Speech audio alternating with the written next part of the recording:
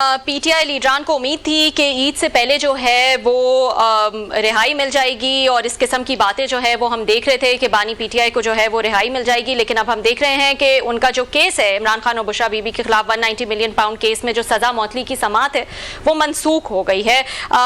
PTI रहनुमाओं ने कुछ बयानात भी दिए हैं आज इस्लामाबाद हाई कोर्ट के बाहर, और ख़ासतौर पर अली अमीन गंडापुर साहब जो हैं उन्होंने काफ़ी सख्त बातें की। उन्होंने कहा कि अगर हम पे गोलियां चलाई गई या हम पे हथियार उठाए गए तो हम भी वही करेंगे।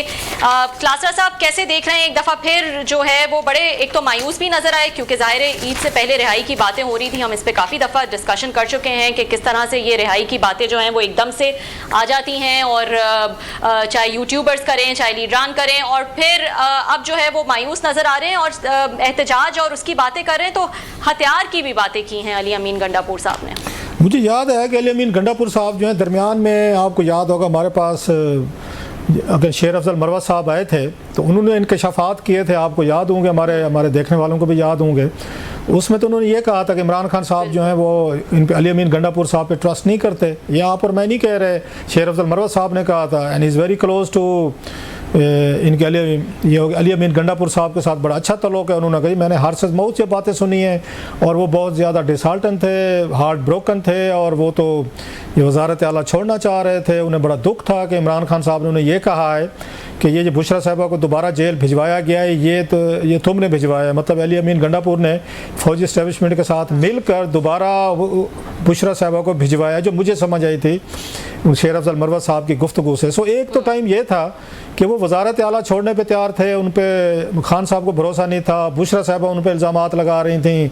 बल्कि अगर आपको याद हो जो उनकी बहन है बुशरा साहिबा की मरियम अगेन ये वट्टू साहिबा, उन्होंने भी ट्वीट्स किए इसी तरीके से कि मेरी बहन को अगवा करके ले गए हैं पेशावर में। सो इन पे तो बड़े सीरियस डाउट्स हैं, खुद इमरान खान साहब को हैं, अली अमीन गंडापुर साहब पे, बुशरा साहिबा को हैं, बुशरा साहिबा की बहन को हैं, बहुत सारे पार्टी के लोगों के हैं।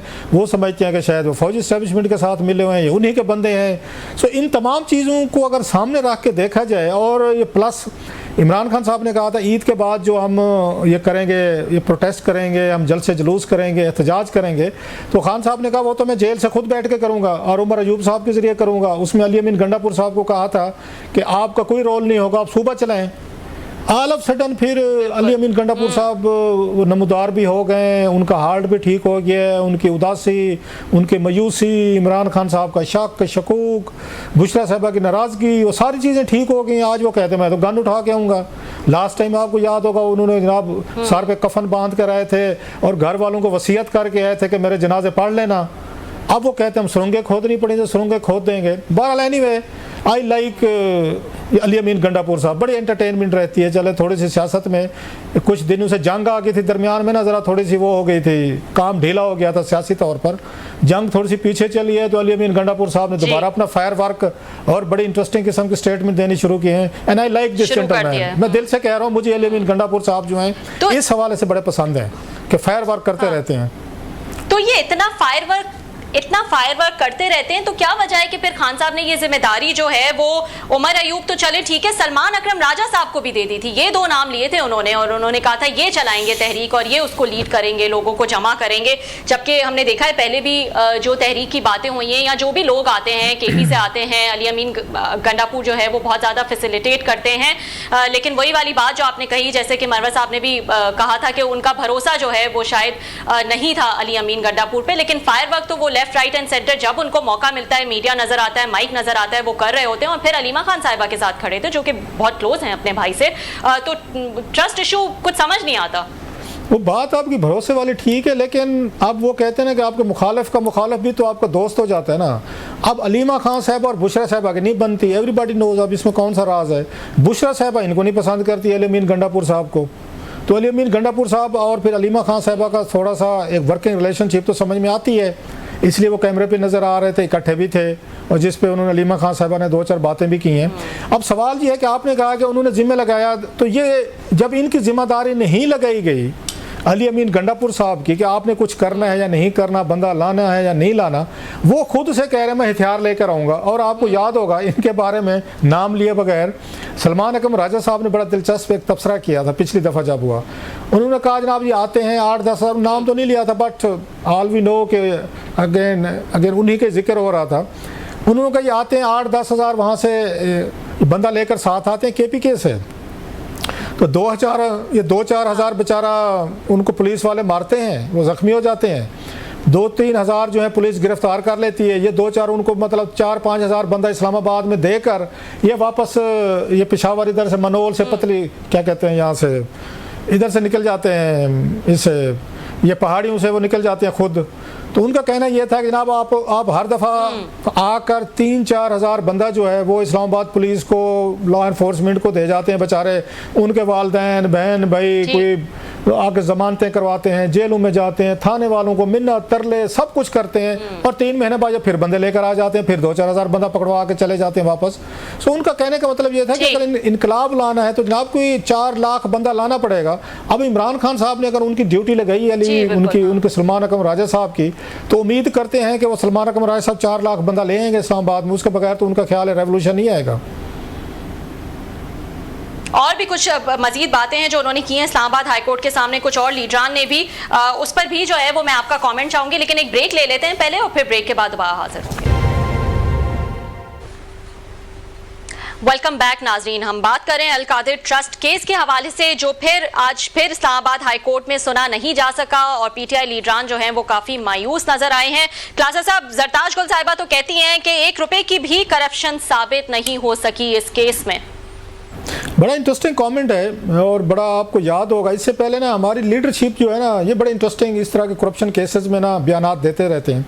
जब इमरान खान साहब जो है वज़ीर आज़म थे और शहबाज हमारे वज़ीर आज़म मौजूदा जो है उस वक्त पोजीशन में थे, तो शहबाज शरीफ साहब जो है इन पे 16 बिलियन रुपीज़ का मनी लॉन्ड्रिंग का केस चल रहा था FIA में। तो शहजाद अकबर साहब और बाकी जो हैं वो इनको ये परसू कर रहे थे, और वो कहते थे ये क्लोज एंड शट केस है, ट्रांजैक्शन सब कुछ हमारे पास सबूत हैं, घर के मुलाजमीन के नाम पे पैसे कैसे है कैसे है। बिल्कुल उन्होंने कहा जनाब ये अदालत में जाने वाला है और ये सज़ा हो जाएगी इनको शहबाज शरीफ साहब को। तो उस वक्त शहबाज शरीफ साहब कहते होते थे, बड़े मशहूर ज़माना है उनके, बहुत सारे अगर TV पे उनके बयानात पड़े हुए हैं, कौमी असम्बली में तकरीरें हैं, वो कहते थे एक धेले की करप्शन भी साबित करके दिखा दे मैं मान लूँगा। तो मैं उस वक्त भी कहता था कि शहबाज शरीफ साहब ठीक कह रहे हैं, एक धेले की करप्शन नहीं है, ये 16 बिलियन रुपीज़ की अगर मनी लॉन्ड्रिंग का केस है। तो शहबाज शरीफ साहब ठीक कह रहे हैं। सो जानबूझ के कहा जाता है कि 1 धेले की करप्शन नहीं है, 1 रुपए की करप्शन नहीं। अब यही बात ये उस पर कह रहे हैं, जरताज गुल साहिबा कह रही हैं कि 190 मिलियन पाउंड केस में 1 रुपए की करप्शन नहीं है।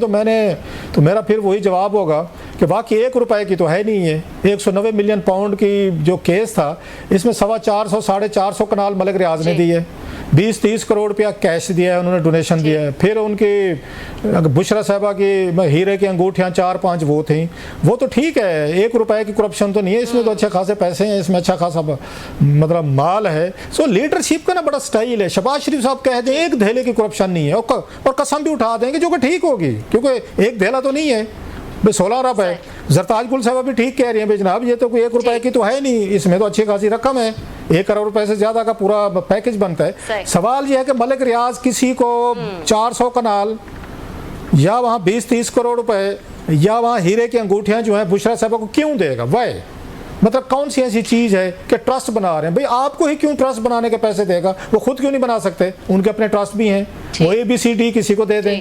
आप इसको करप्शन नहीं समझते। वजीर आजम और उनकी फैमिली जो है वो पैसे ले रहे हैं एक प्रॉपर्टी टैकून से, हीरे की अंगूठियाँ ली जा रही हैं, माल लेन देन हो रहा है, 190 मिलियन पाउंड उसका एडजस्ट हो रहा है सुप्रीम कोर्ट में। वो कहते हैं 1 रुपए की करप्शन नहीं है। आपके शहबाज शरीफ साहब कहते हैं 1 धेले की नहीं है, ये कहते हैं 1 रुपए की नहीं है।